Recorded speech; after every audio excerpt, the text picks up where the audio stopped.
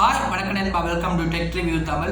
நாங்க இந்த வீடியோல நீங்க செகண்ட் ஹேண்ட் ஒரு ஐபோன் ஒன்று பர்ச்சேஸ் பண்றீங்களாண்டா நீங்க அப்படி பர்ச்சேஸ் பண்ணிக்க என்னென்ன விஷயங்களை கவனிச்சு அந்த மொபைலை பர்ச்சேஸ் பண்ணணும். அதாவது second hand iPhone buying guide தான் பார்க்க போறோம்.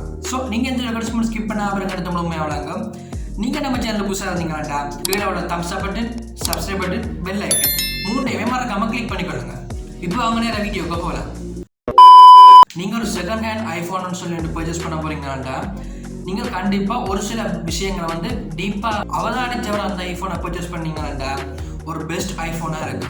இந்த வீடியோவில் பார்த்தீங்கன்னா அப்படியும் ஒரு யூஸ்ஃபுல்லான 10 விஷயங்களை பற்றி தான் பார்க்க போகிறோம். ஸோ அந்த வருஷத்தில் முதலாவது விஷயம் என்ன சொல்லி பார்த்தீங்கன்னாண்டா நீங்கள் பர்ச்சேஸ் பண்ண போகிற மொபைல் ஸ்டோலன் மொபைல்னு சொல்லி செக் பண்ணிக்கொள்ளுங்க. அதாவது திருடப்பட்ட மொபைல்னு சொல்லி வடிவாக செக் பண்ணி போட்டு நீங்கள் அதுக்கப்புறம் பர்ச்சேஸ் பண்ணுற ஒரு பெட்டர் ஆப்ஷனாக இருக்குது. ஸ்டோலன் மொபைலை எப்படி ஐடென்டிஃபை பண்ணுறேன்னு சொல்லி பார்த்தீங்கன்னாண்டா ஆப்பிள் பிராண்டை சேர்ந்த பொருட்கள் திருடப்பட்டா அல்லது களவாடப்பட்டா அது பார்த்தீங்கன்னா டிபிஎஸ் என்று சொல்லக்கூடிய தெஃப்ட் ப்ரொடெக்ஷன் சிஸ்டம் அந்த சிஸ்டத்தில் கண்டிப்பாக ரெஜிஸ்டர் பண்ணப்பட்டிருக்கு. ஸோ நீங்கள் அதை செக் பண்ணுறது மூலம் அந்த குறிப்பிட்ட மொபைல் திருடப்பட்ட மொபைலோ அல்லது ஒஃபிஷியலாக பர்ச்சேஸ் பண்ண மொபைலோன்னு சொல்லி நீங்கள் வடிவாக ஐடென்டிஃபை பண்ணிக்கொள்ளலாம். இப்போ உங்களை ஒரு சொந்த மாதிரி எப்படி நாங்கள் திருடப்பட்ட மொபைலோ அல்லது பர்ச்சேஸ் பண்ண மொபைலோன்னு சொல்லி பார்க்குறான்னு சொல்லி அதுக்கு பார்த்தீங்கன்னா 2 வே இருக்குது. முதலாக பார்த்தீங்கன்னா உங்களோட சீரியல் நம்பரை வச்சு அந்த மொபைல் ஒரு திருடப்பட்ட மொபைலோ இல்லையோன்னு சொல்லி செக் பண்ணிக்கொள்ளலாம். அதுக்கு பார்த்தீங்கன்னா checkcoverage.apple.com சொல்லி ஒரு வெப்சைட் இருக்குது. நீங்கள் எந்த ஐஃபோனை பர்ச்சேஸ் பண்ணுறீங்களோ அந்த ஐஃபோனோட சீரியல் நம்பரை காப்பி பண்ணி கொண்டு அந்த வெப்சைட்டில் போட்டிங்களாண்டா அந்த மொபைல் திருடப்பட்ட மொபைலோ அதே நேரம் அந்த மொபைலோட மாடல் எல்லாம் பார்த்தீங்கன்னா உங்களுக்கு லிஸ்ட் அவுட் ஆகும். ஸோ நீங்கள் அதை பார்த்து கன்ஃபார்ம் பண்ணிக்கொள்ளலாம். ரெண்டாவது பார்த்தீங்கன்னா IMEI நம்பரை வச்சு அந்த குறிப்பிட்ட ஐஃபோன் ஃபேக்கோ இல்லையோன்னு சொல்லி செக் பண்ணிக்கொள்ளலாம். ஸோ அதுக்கும் பார்த்தீங்கன்னா எந்த மொபைலில் பர்ச்சேஸ் பண்ண போகிறீங்களோ அந்த மொபைலில் IMEI நம்பர் எடுத்து imei.info சொல்லி ஒரு வெப்சைட் இருக்குது. ஸோ அந்த வெப்சைட்டில் போய் அந்த IMEI நம்பரை கொடுத்தீங்களாண்டா அந்த மொபைல் எப்போ உற்பத்தி செய்தது அதே நேரம் அந்த மொபைல் ஒரிஜினலோ இல்லையோன்னு சொல்லி நீங்கள் ஈஸியாக கண்டறிஞ்சு கொள்ளலாம். இப்போ உங்களுக்கு சொந்த மரம் எப்படி நாங்கள் IMEI நம்பர் எடுக்கிறேன்னு சொல்லி அதுக்கு பார்த்தீங்கன்னா 3 மெத்தட் இருக்கு. ஒன்று டயல் பேட் ஓப்பன் பண்ணி *#06# சொல்லி போட்டிங்களாண்டா அந்த குறிப்பிட்ட மொபைல் இந்த IMEI நம்பர் உங்களுக்கு ஷோ ஆகும். ரெண்டாவது மெத்தட் பார்த்தீங்கன்னா நீங்கள் எந்த மொபைலை பர்ச்சேஸ் பண்ண போகிறீங்களோ அந்த மொபைலோட இந்த பாக்ஸுக்கு பின்னுக்கு அந்த IMEI நம்பர் சீரியல் நம்பர் எல்லாமே கொடுத்துருப்பான். ஸோ மூன்றாவது மெத்தட் பார்த்தீங்கன்னா நீங்கள் எந்த மொபைலை பர்ச்சேஸ் பண்ண போகிறீங்களோ அந்த மொபைலோட அபவுட் செக்ஷனுக்கு போய் பார்த்தீங்கன்னா உங்களுக்கு சீரியல் நம்பர் IMEI நம்பர் எல்லாமே கொடுத்துருப்பேன். இந்த 3 விதத்தாலும் பார்த்தீங்கன்னா நீங்கள் IMEI நம்பர் எடுத்துக்கொள்ளலாம். ரெண்டாவது பார்த்தீங்கன்னா ஒரிஜினல் ரிசிப்ட் அண்ட் வாரண்டி. அதாவது நீங்கள் எந்த செல்லர்கிட்ட இருந்து பண்ணுறீங்களோ அந்த செல்லர் அந்த மொபைலை அவர் தான் பர்ச்சேஸ் பண்ணான்னு சொல்லி ஒரிஜினல் ரிசிப்ட் இருந்தால் அதே மாதிரியை செக் பண்ணி போட்டு பர்ச்சேஸ் பண்ணிக்கொள்ளுங்க. அதே நேரம் நீங்கள் பர்ச்சேஸ் பண்ண போகிற மொபைலுக்கு வாரண்டி பீரியட் முடிவடையாட்டி ஸோ நீங்கள் அந்த வாரண்டியை எக்ஸ்டெண்ட் பண்ணிக்கொள்ளலாம். பட் அதுக்கு பார்த்தீங்கன்னா நீங்கள் ஒரு சர்டன் அமௌண்ட் பே பண்ணணும். அப்படி பே பண்ணீங்கன்னா அந்த வாரண்டியை 1 year or 2 yearsக்கு நீங்கள் எக்ஸ்டெண்ட் பண்ணிக்கொள்ளலாம். பட் நீங்கள் பர்ச்சேஸ் பண்ண போகிற மொபைல் வாரண்டி எக்ஸ்பயர் ஆகிருச்சுன்னா உங்களால் திருப்பி எக்ஸ்டெண்ட் பண்ணிக்கொள்ள இயலாது. ஸோ நீங்கள் அதுக்கேற்ற மாதிரி உங்களோட ப்ரைஸ் ரேஞ்சை செட் பண்ணிக்கொள்ளலாம். மூன்றாவது பார்த்தீங்கன்னா carrier unlocked and factory unlocked. அதாவது நீங்கள் இம்போர்ட்டட் ஐஃபோன் செகண்ட் ஹேண்டாக பர்ச்சேஸ் பண்ணுறீங்கன்னா நீங்கள் இந்த 2 விஷயத்தையும் அதாவது ஃபேக்ட்ரி அன்லாக்ட் அண்ட் கேரியர் லாக்டை வடிவாக செக் பண்ணி போட்டு பர்ச்சேஸ் பண்ணுறது பெட்டராக இருக்கும். முதல்ல ஃபேக்ட்ரி அன்லாக்ட் என்னன்னு சொல்லி பார்த்தீங்கன்னா நீங்கள் ஒரு குறிப்பிட்ட ஐஃபோன்கிட்ட ப்ரைஸை கம்ப்ளீட்டாக செலுத்தி அந்த மொபைலை பர்ச்சேஸ் பண்ணீங்கன்னா அது ஃபேக்ட்ரி அன்லாக்டுக்கு வரும். அதே நேரம் கேரியர் லாக் என்னன்னு சொல்லி பார்த்தீங்கன்னா நீங்கள் ஒரு மொபைலை பர்ச்சேஸ் பண்ணுறீங்க. அப்படி பர்ச்சேஸ் பண்ணுற மொபைலோட ப்ரைஸை பார்த்தீங்கன்னா ஒரு மந்த்லி இன்ஸ்டால்மெண்ட்டோ அல்லது வருஷம் செலுத்துகிற மாதிரி பர்ச்சேஸ் பண்ணுறீங்கன்னா அதான் பார்த்தீங்கன்னா கேரியர் லாக். சுருக்கமாக சொல்ல போனால் நீங்கள் இன்ஸ்டால்மெண்ட்டில் பொருட்களை பர்ச்சேஸ் பண்ணுற மாதிரி.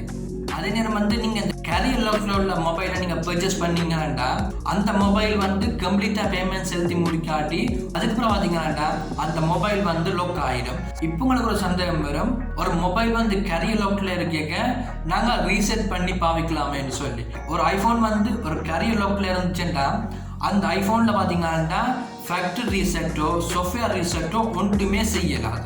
அதாவது ஆப்பிளே பார்த்தீங்கன்னா அதை ப்ளாக் பண்ணி வச்சிருக்கு.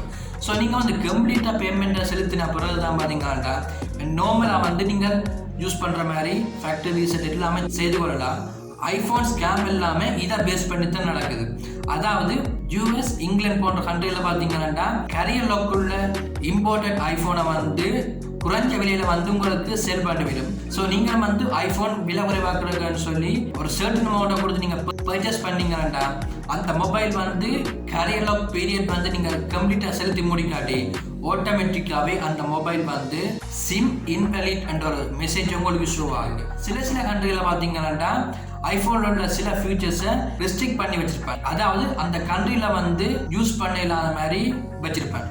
இப்போ நீங்கள் உதாரணமாக துபாயில் பார்த்தீங்கன்னா ஐஃபோனில் வந்து மிக முக்கியமாக கருதப்படுற சிரி வந்து துபாயில் ஒர்க் பண்ணாது. இன்னும் சில நாளில் பார்த்தீங்கன்னா ஐஃபோனில் இன்னொரு ஃபீச்சர்ஸ் ஒர்க் பண்ணாது.